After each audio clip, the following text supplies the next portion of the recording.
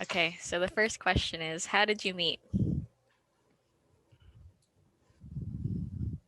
Well, we met actually at UNH. Um, I started at UNH in September of 2015. And I think the first time we actually ever met was at the Unity reception. And a colleague introduced us. And then Kristen was working in admissions at the time. And obviously, I was working in what was OMSA. So she was traveling a lot. So we didn't actually run into each other on campus very much that fall because that's traveling season. And we ended up like hanging out in similar crowds a couple of times. And then one in December was when we yeah.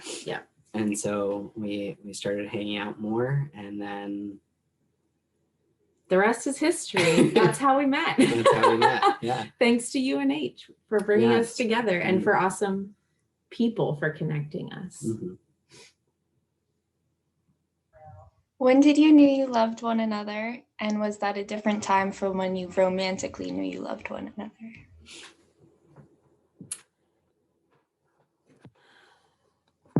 Do you want to answer first? You can. Do you want me to go first? Sure. I just went first last. I know, that's true. Okay. I think I knew pretty quickly that I loved Kristen.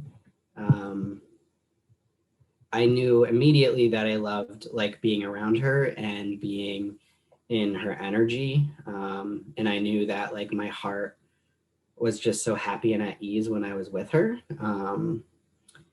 And so I think for me, I think I just had a genuine love for her and who like her personality and vibe and everything in the beginning. And I think a romantic connection and love grew really pretty quickly. And I know there's a lot of stereotypes about queer people and our trajectory. And so I would say that we sort of kind of followed the stereotypical trajectory. But yeah. I would say that's true, yeah. I think, when did I know I love? I think romantic love, I was thinking pretty quickly for both, but I think the romantic love piece, like I felt the romantic love piece pretty quickly. But I think moving into like a real deep love, I think that happened in like little moments. I was trying to think of like a specific moment and it's hard to do, but little moments like, I think I was just very intrigued by Lou from the beginning of meeting them. And because they don't necessarily put all their cards on the table right away, unlike me, perhaps in some ways. And so it took a little bit of time, but I think I knew I loved Lou when I just saw that there was just so much gentleness and depth and the way that they see people and see the world. And that showed up in like little ways of them remembering certain things that I might need, or I think one thing like pretty early on, I met Lou's family and just the way that they navigated having me meet their family and feel so cared for in that process when I was nervous, and just like feeling like they had my back in some ways, even though that might sound weird. But so that's one moment, like things like that I can see, like I always felt supported. And so there's just many little things like that when I think about how I knew that I loved Lou. But I think another big one is when we could really talk about difficult things and get through the other side, because that's something that's really, really hard for me in general. And it was like probably a first in terms of a romantic relationship in that way. And so I think going through that, I was like, yeah, I really love this person because I didn't want to quit through that. I wanted to stick around. So I already said I'm going to cry in this, so.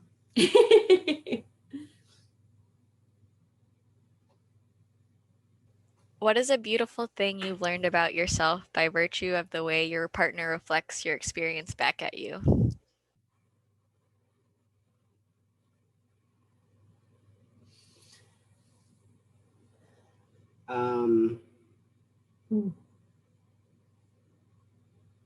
I don't think that I had really truly been in a relationship,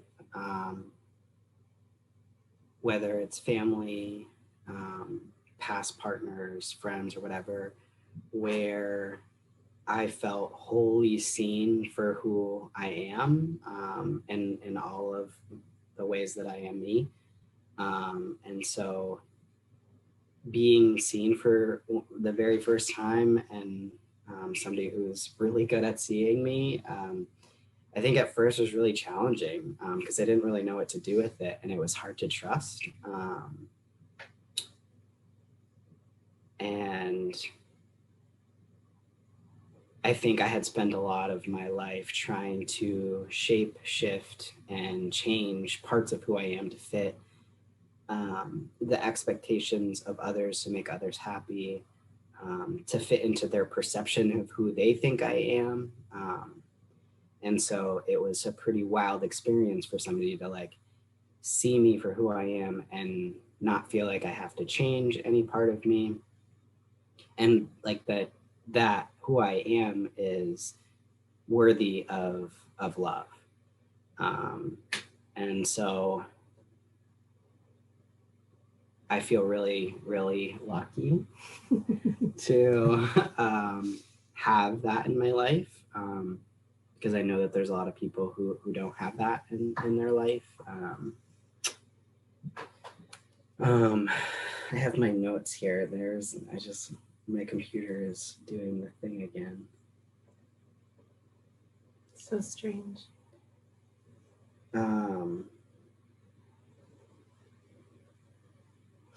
But yeah, I think Kristen has taught me a lot about worthiness and unconditional love, and keep showing up.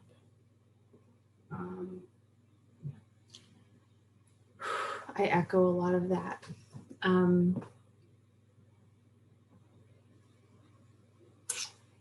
I think I'm very used to being a caretaker in a lot of ways. And so a beautiful thing I learned about myself is that I don't have to do anything to be loved by being with Lou. Like I kept being like, but I need to do this, I need to do this. And there was so many conversations with Lou being like, no, you don't. Whether you do this or that, it's not going to change how I feel. And that was a very confusing message. I wasn't used to that at all. So that's similar to what Lou's saying about just being able to be loved, no matter if I always showed up in a certain way or not, or whatever that might be. But I think in terms of maybe in another level, I am an outgoing person. I love being around other people. And I think some of the things, I feel like I've been able to see myself better. Even just recently, we had a conversation around Lou saying, this is what I see in you when you do your work or whatever that might be. And that reflection allows me to see in a clearer way why I'm passionate about what I'm passionate about, why I care about it, and what I'm good at. And I think that's just another thing I was thinking with that, is being able to see myself in a different lens, in a way from the way that you reflect it back to me of what you see. I'm like, oh, that does make sense to me. And that's intrinsic to my experience about being outgoing and being able to support people in a certain way. But it's hard to know that in yourself all the time. And so I think that's, it's just really amazing to like have something reflected back that makes sense. When you hear it, you're like, yeah, but you couldn't have articulated it that way yourself, or maybe wouldn't have known it was even worth articulating because it just is, if that makes sense. I don't know. Yeah. And I think one other thing that's coming to mind is it's also, it's a beautiful thing, but it's a challenging thing in that I think sometimes we help each other reflect back and like center more in reality versus like our own perception of something. So like if we are being really hard on ourselves and have like really unrealistic expectations of ourselves, we can reflect back to each other and be like, no, actually, like you need to chill out and like not like you need to just really think about what you're expecting of yourself, or whatever the situation is. We can sort of hold each other accountable to like being a grounded mirror. Yeah, for sure. Agreed. What is one profound aspect of the relationship you share?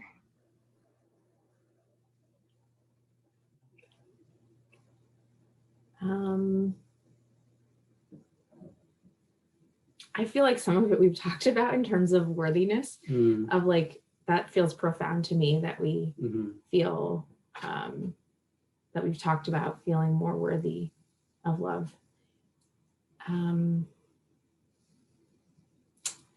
I also think,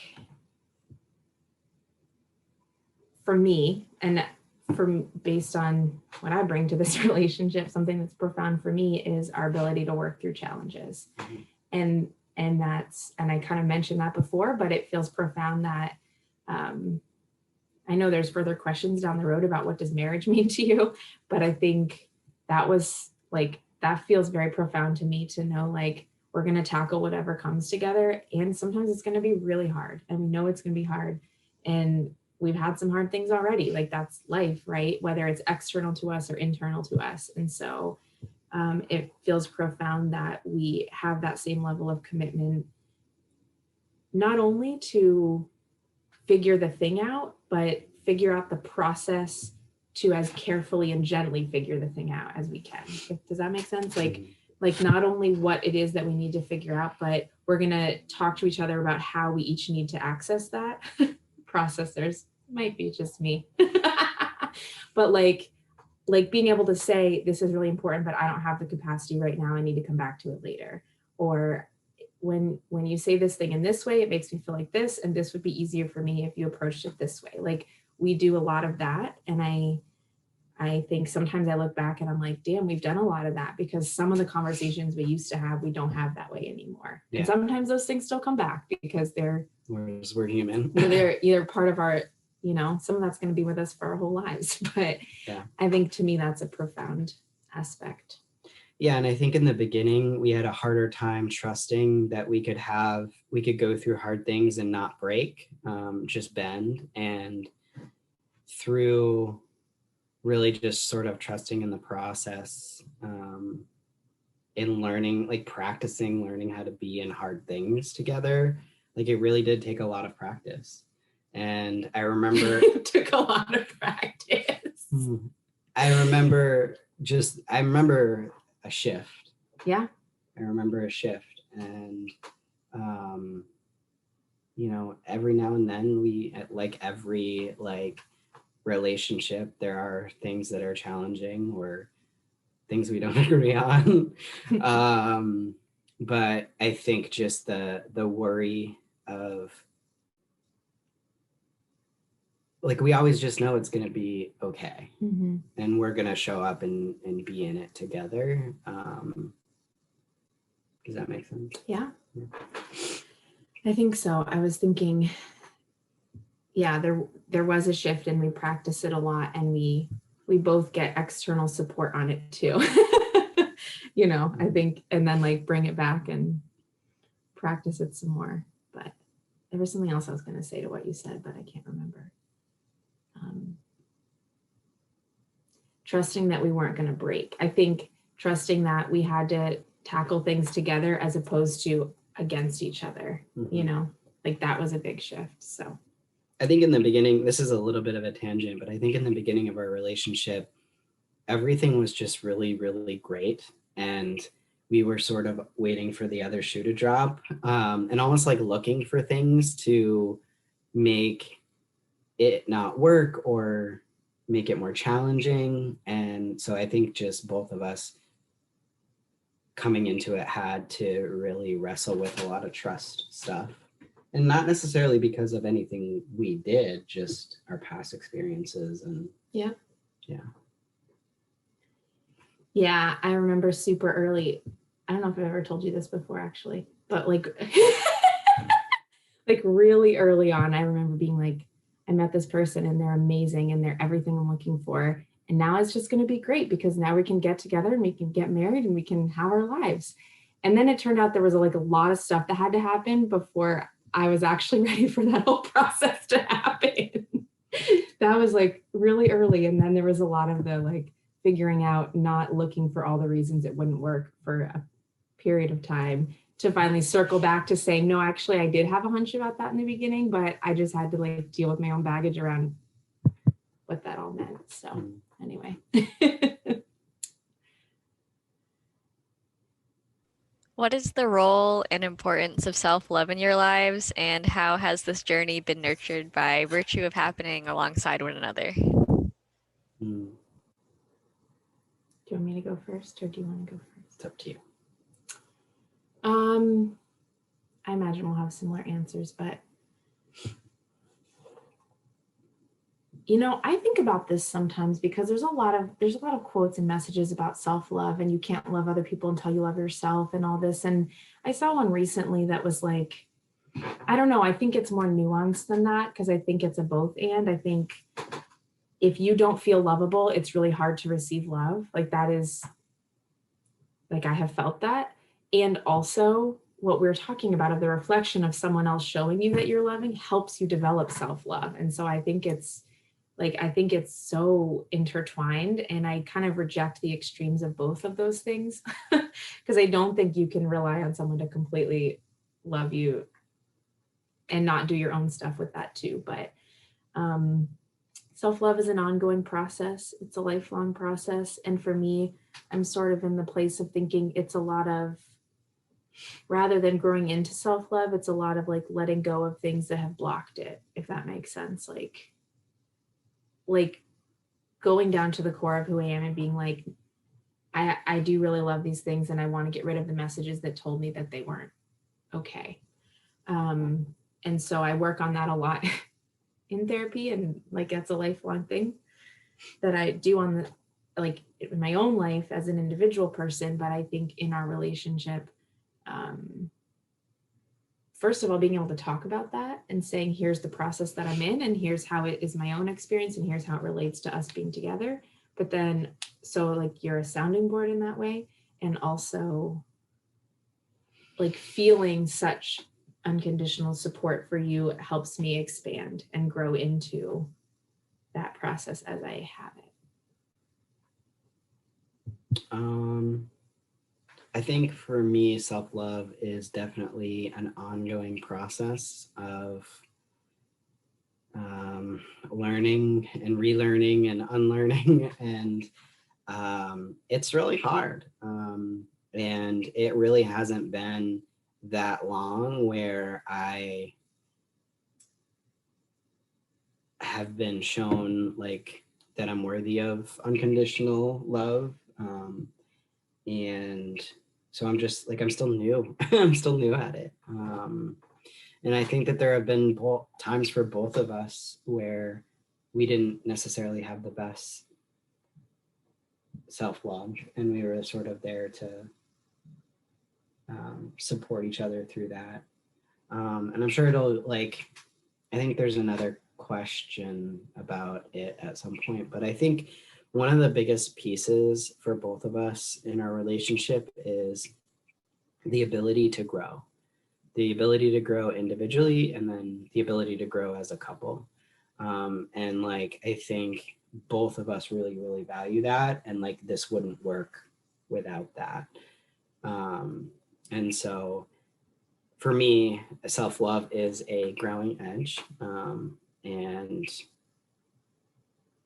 has created barriers in the past. But I think the more that we're sort of honest and open about it with each other, the better. I have two things to add. This is going to be a long interview. Apologies. Yeah, I also have it too. So. Okay. We'll move it along. But one of the things I wanted to add was back to the question of when did you know you loved Lou? I'm not going to say I knew I love Lou at this time, but one of our earliest conversations was Lou telling me that the year before that, for their New Year's resolution, they promised to do one thing every day that scared them. And I was like so drawn to that because I was like, that's what I also want. Not necessarily that specific of a commitment, but like the commitment to growing. And so to me, that's a huge, I echo completely. You don't want to be scared every day. Not every day. I go with a couple times a week. days. Yeah. But that growing piece is definitely one of the things that I felt like this person will always commit to this with me. And that is part of loving you. The other thing I was going to say about self-love is, do you remember the time that I was like really, really down on myself and super self-critical and I'm not getting things done and I'm not on top of this and da da da. And Lou had me do this exercise of writing down one thing I was grateful for about myself, one thing I was proud of about myself, and then we had to reflect on it later.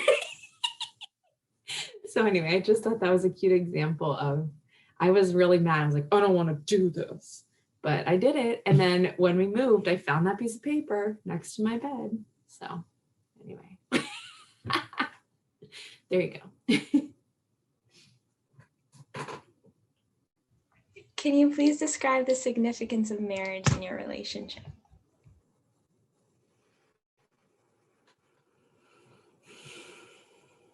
Yeah.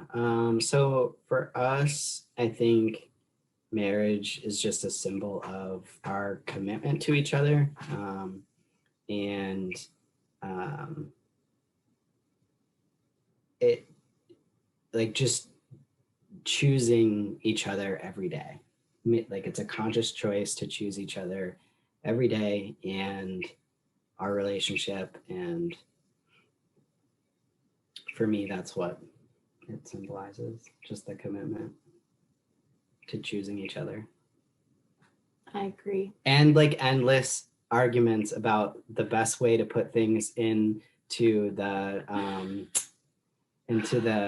dishwasher, like endless arguments about what is, who started a TV show without telling me that you were going to watch it. It's complicated, but mostly it's just about like, choosing each other.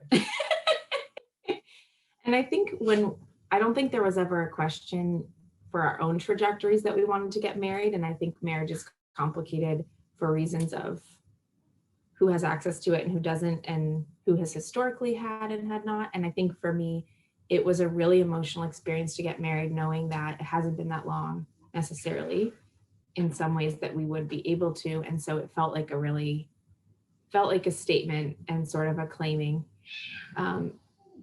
And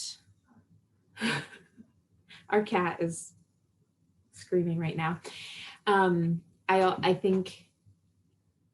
think that was just another piece of it, was like marriage and a wedding was like claiming it and doing it our way, that didn't have to follow rules of anything else, but like, how do we want this to look for ourselves? And I have to say that being in a queer relationship is actually very refreshing, because rules aren't necessarily written for you. So there's like a lot of freedom being able to write them the way you want. And I really love that, honestly. Like, I didn't feel like our families, I felt like, weren't like, you have to do things a certain way, because it was sort of like, well, I don't know, how are you going to do this? And that's about the wedding as opposed to the marriage. But I think it speaks true to me still of like, I don't think it was ever a question we wanted to get married. And that for that reason was to say, even when things get super hard, we're going to remind ourselves that we made this commitment. Mm-hmm. So, and I think like specifically the wedding itself was obviously just a beautiful moment, because there were so many people that we loved all in one place, and they were there because of us, which is a really wild and terrifying concept. But it was almost it was really just affirming of our love. Like, there were like a lot of very, very important people there because they believed in us. mm-hmm. And that's really, really affirming when you might not always feel affirmed in a lot of ways. It's not to say that it wasn't without its bumps or awkward moments. Yeah, no, that's for definitely sure. did. But anyway. Yeah. How do you uplift one another? I think it depends on the mood or what the situation is. We definitely default to humor a lot. Yeah. One of them being we we use really weird voices When we speak for our cat. when we speak for our cat to each other, or if we're like, if we don't want to do something, we have a voice for that too. Yeah. So like we're just we're a lot of bit weird like that. Pouty. Yeah, Yeah. we're just weird. And that makes us laugh a lot. Yeah, I think so. Laughing, and just trying to pay attention to. We have very different love languages, and so learning each other's love language and really practicing when it's not necessarily natural for you, to try to pay attention to like what you might need or I might need in any given situation. Agreed. Sometimes it's cute cat videos or cute baby animal pictures. That's for Lou. Mm-hmm. For me, it might be a muffin from the Big Bean. But I think uplifting each other beyond the like day to day also is like believing in each other in the way of like what we're capable of. I think we uplift each other a lot and like seeing what each other's capable of, even if we're not able to see that for ourselves. And I think we sort of are also, I think we both feel this way, but I don't want to speak for you.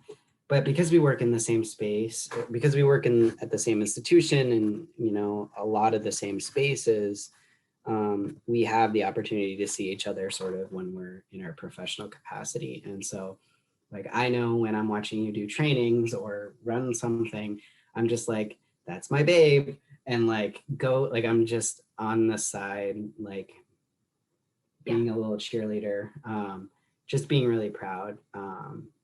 I would definitely echo that. I feel the same. Yes. Yes. Love, the reception of love, and gifting love can take many different forms. In your experience, what can we gain from appreciating all forms of love and all the forms of love you have in your relationship? And do you see romantic love as the primary form of love in your relationship if you give them a hierarchy? It's a lot. It's a lot. I don't know if I know how to answer this fully. I can start it. Yeah. No, go for it. So I think what's really beautiful about our relationship and our experience of love is that there are so many different sides to it.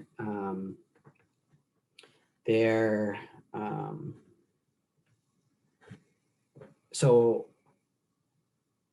yes, there's a romantic side to it, but then there's also like the best friend side and the person I want to tell everything to and the funny side. And I don't know, I just think that there's a lot of different like facets. I don't think it's just romantic. Mm-hmm. I think obviously the romantic aspect of it is a huge piece, but it's not, I don't think it necessarily outweighs the rest of them.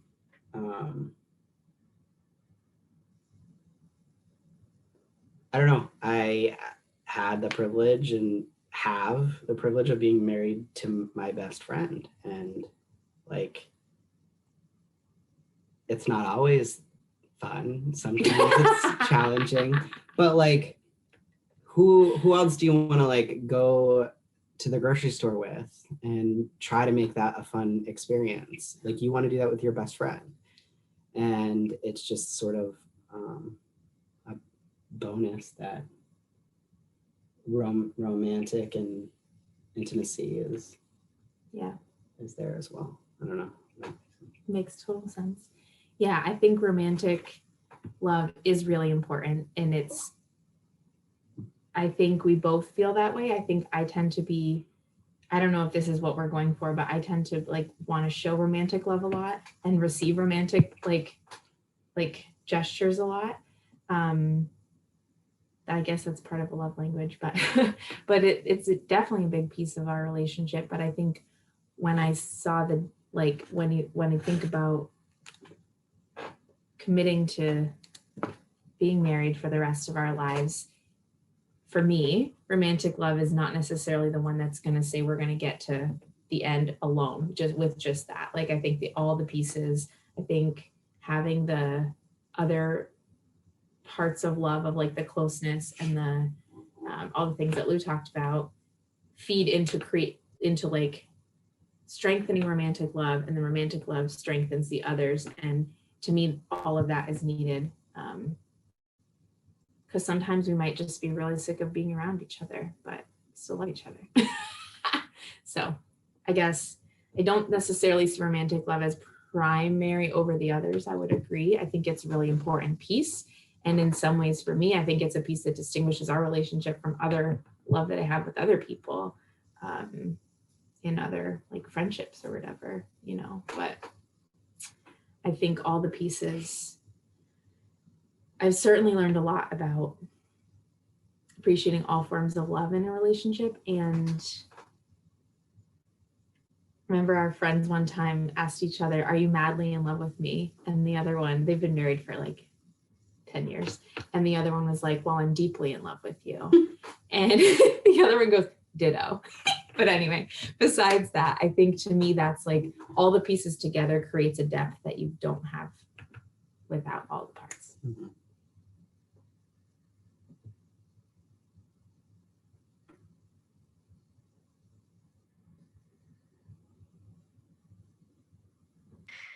Family can mean many things. What does the family you've created mean to you?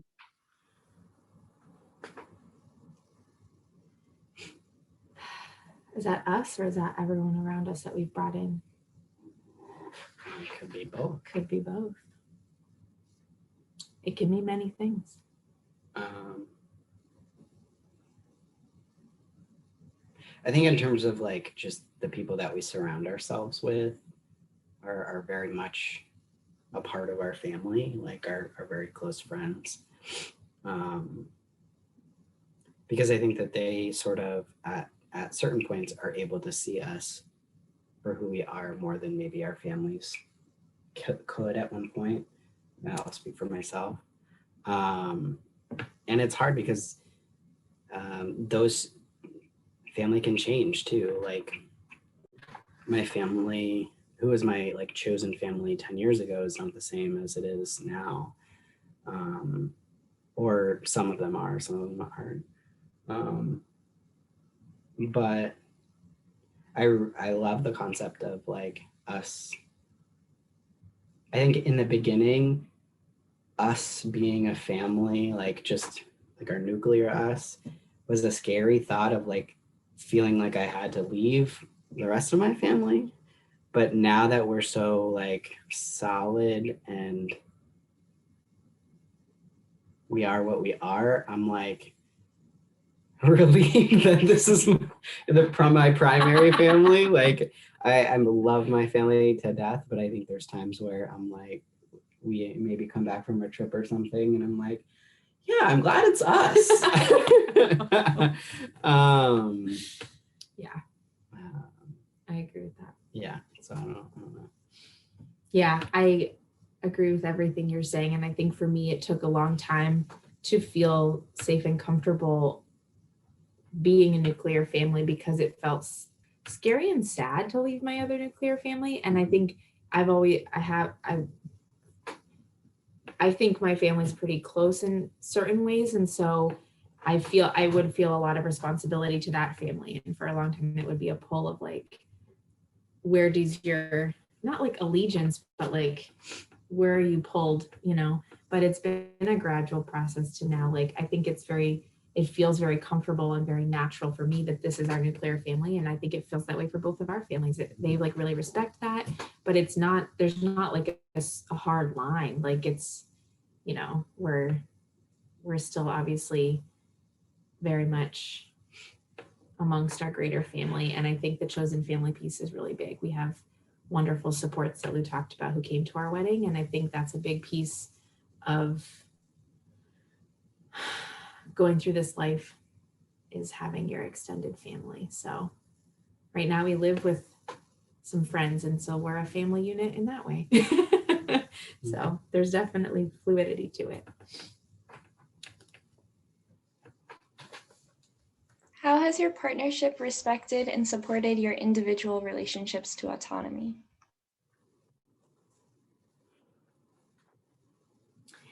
Well, I can say for this that I think it is through my partnership with Lou that I have found my relationship to autonomy. I think I only knew how to be autonomous when I was alone, when I was single, when I didn't have a partner, and I didn't know how to do both. And so I think it was like a lot of testing and like certain times of like, can I, I love to get up on Saturday mornings and go for a walk or go get my favorite breakfast and read a book and be out and like just like thinking of autonomy and like what makes me happy.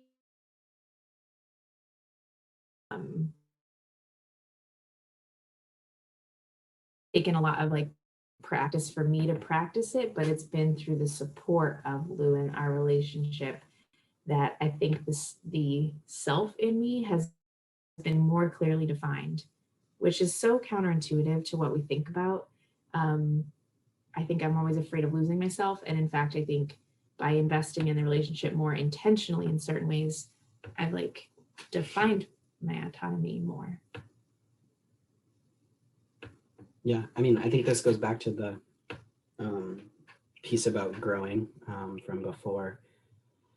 And that it's really both, it's very important for both of us to have autonomy and to be able to grow and have our own identities and experiences and, our own separate friends, but friends together.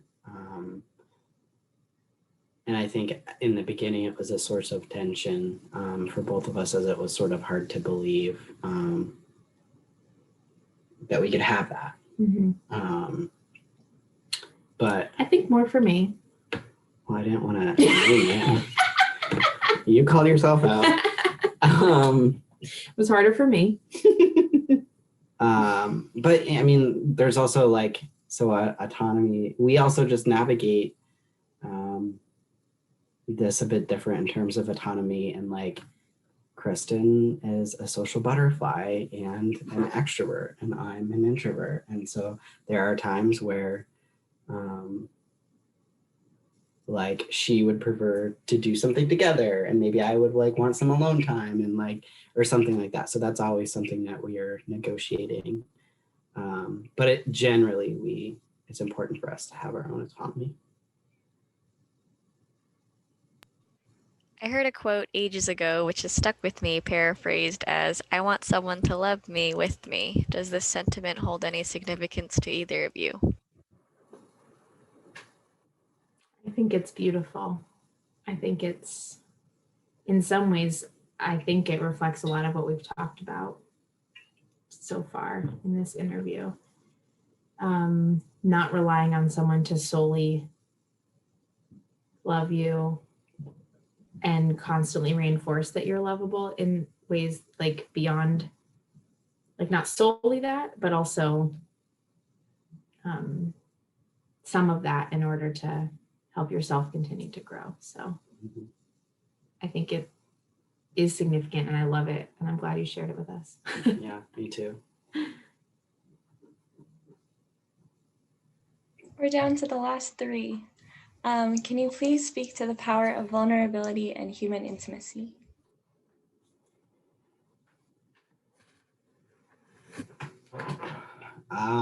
It's hard to be vulnerable. Even when you really, really value it and preach it, it can be it's clearly much harder in practice. But I think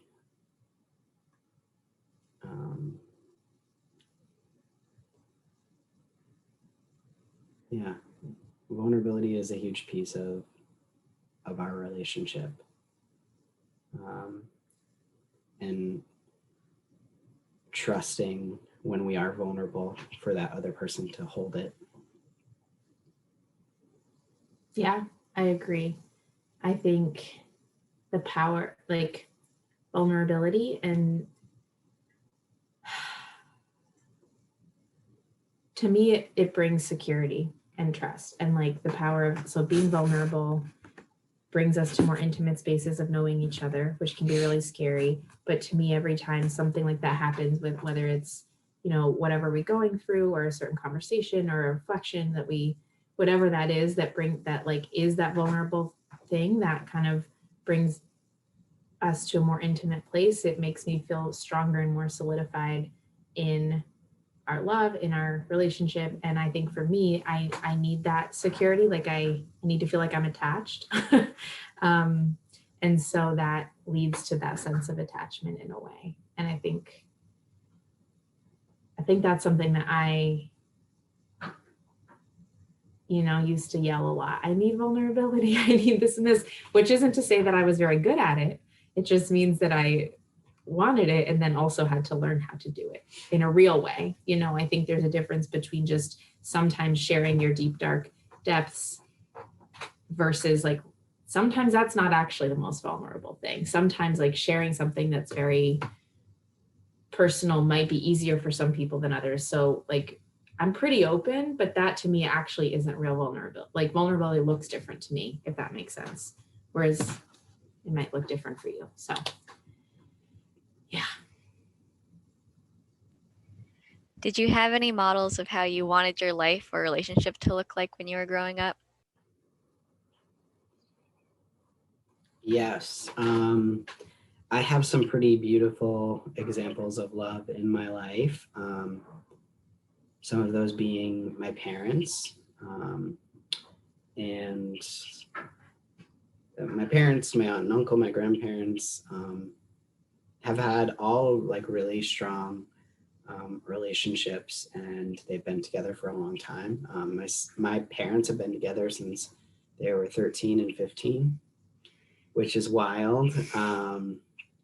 And they really still like and love each other. And they like still like really like each other. It's kind of like how like they still get excited when, you know, one of them gets home from work, and like they'll like run up and hug each other, whatever.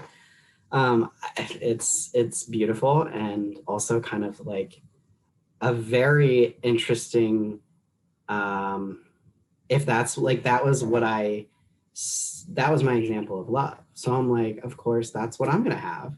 And like, ultimately I ended up with that. But like for a long time, I felt like, I was like, this is just a really unrealistic version of love.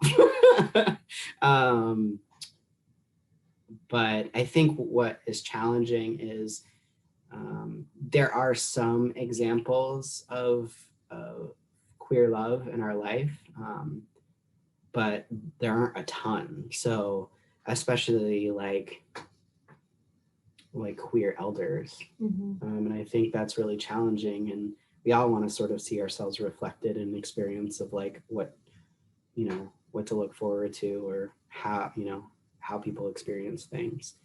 And I think there's also a lot of pressure put on queer folks in relationships for them to like replicate some version of cis straightness, or what a relationship is defined as by like society standards. And I saw like a lot of people like that takes a toll on people. And I just wish we had sort of more examples. And I think being in our relationship, then there's the pressure of like being the example. You know, I think that's very real, of knowing that we hold in some way some responsibility for people who are looking and saying, what could life look like? Which is something that I feel very grateful to hold. Like I'm not, but that's just, you know, a lot of responsibility. It's a lot of responsibility. Yeah.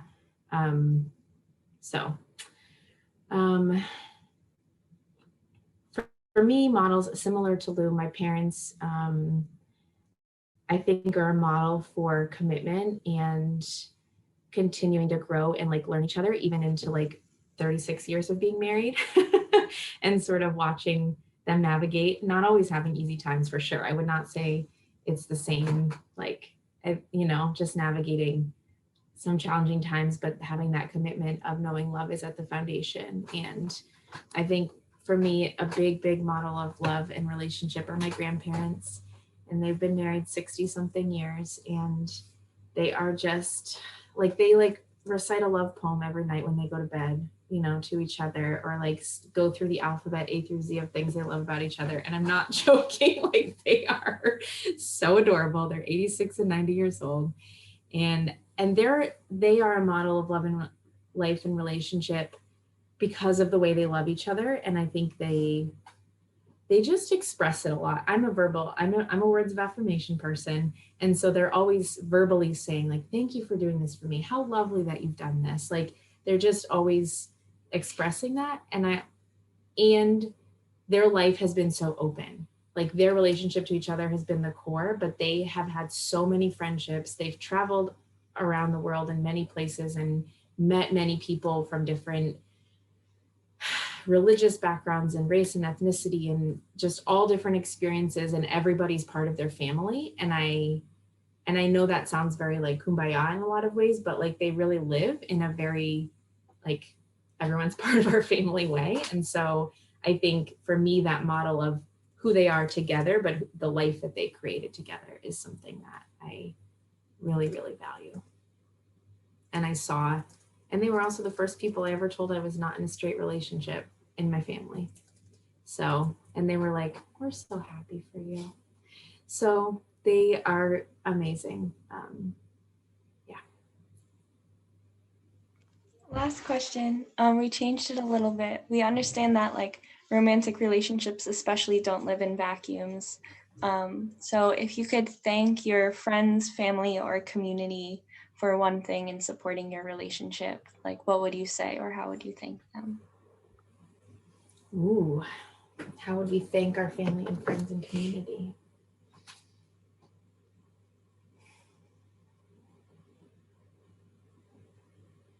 That's a good question.